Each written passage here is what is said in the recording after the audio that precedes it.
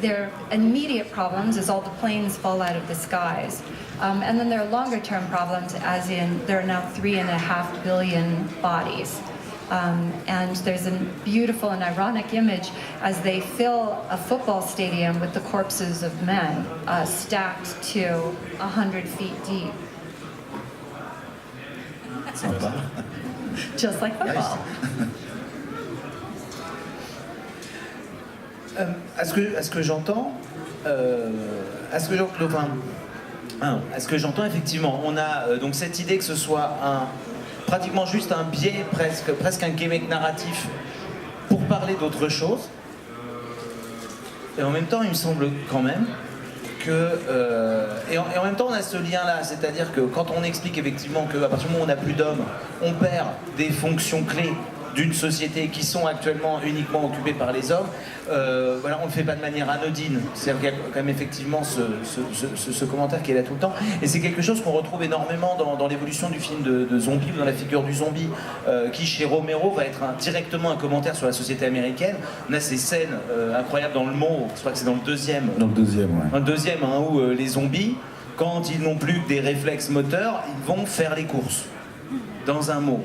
Donc on a un vrai commentaire aussi sur la manière dont on fonctionne de manière automatique sans se rendre compte des conséquences.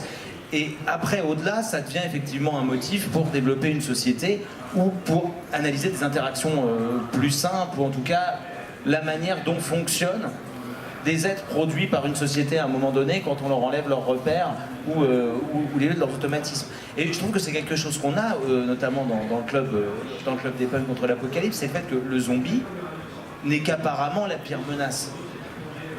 Ouais. Tu peux développer, j'ai pas compris. Tu veux dire qu'il est pire que lui? Quand on a une invasion de zombies, en général, on se dit qu'on va pas vraiment tomber sur plus inquiétant. Ah oui. Et on se rend compte relativement rapidement qu'il y a quand même un truc plus inquiétant que les zombies, ce sont les cons. Oui, mais ce sont les hommes en général, parce que les zombies, finalement, ils se font tous zigouiller un par un.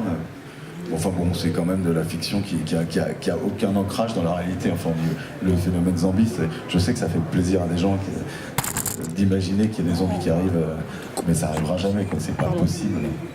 Mais bon, c'est un bon faire-valoir pour la narration, le zombie, et avec tout le ressort dramatique et comique, dans mon cas, c'est parfait, quoi. Ça permet de créer des situations qui sont peut-être, voilà, enfin, qui permettent de mettre des groupes de personnages dans des situations complètement aberrantes et complètement nouvelles par rapport à ce qu'on peut, nous, vivre aujourd'hui dans la société.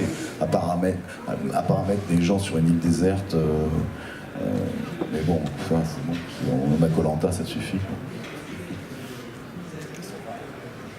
I think to the start of your comment, that we use epidemics to create situations for adventures, but that epidemic stories really fall into three categories, which are containment narratives.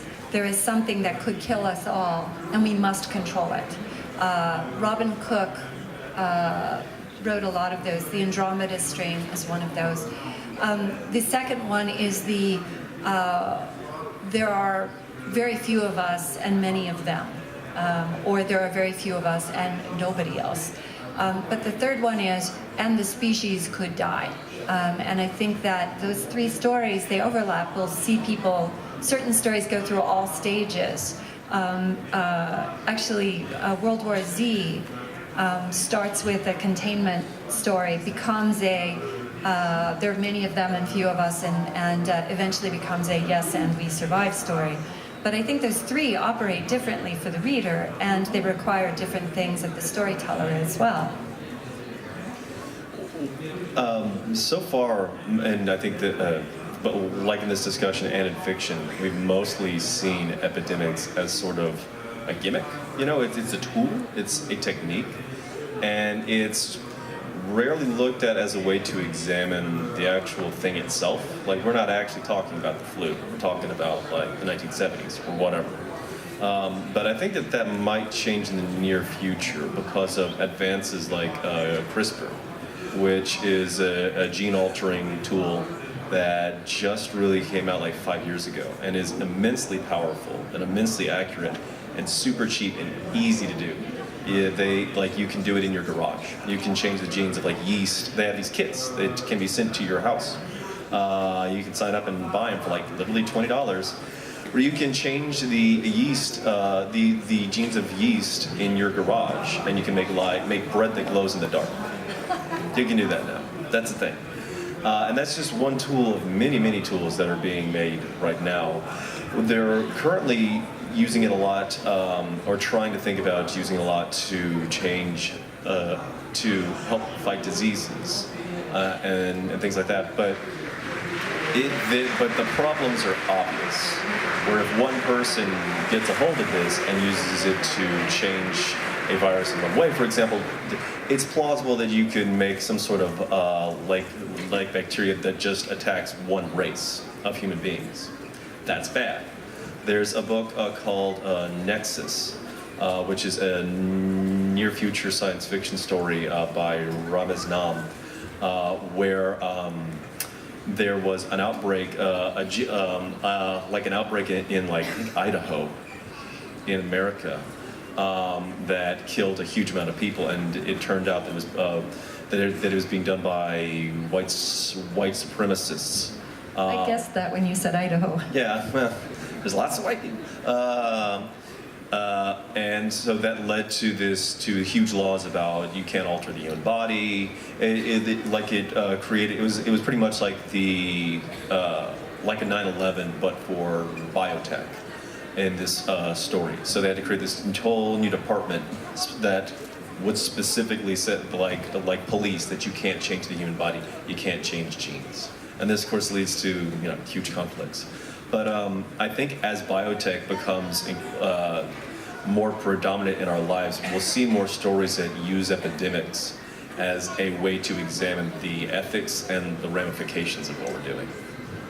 There was a book by Frank Herbert called The White Plague in the 80s, I believe, where a man whose family, whose wife and daughter are killed, kills all the women using a plague. So yeah, I mean, this is a question that people have been writing about. What happens when you can tailor how you kill people? What happens if one person, one clever scientist or person with a yeast kit in their garage can figure out a way to kill everybody who throws their cigarettes out of the car? And so one thing that's really crazy about CRISPR is that they found a way.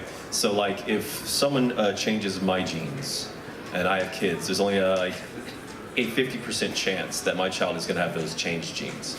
But they found a way to make a thing called a gene drive, where they change my genes, but they also change my genes so that when I have kids, my genes change their genes. So it's a 100% chance that my kids will inherit the genes that have been changed. They are using it right now. They're looking at using it to alter a whole population of mosquitoes so that they can't carry a disease. And it depends on how fast they breed, like how fast the creature breeds. But slowly, you would change a whole population just naturally. You would just have to put some out in the environment. They would breed, and they would change the genes of an entire species in one region.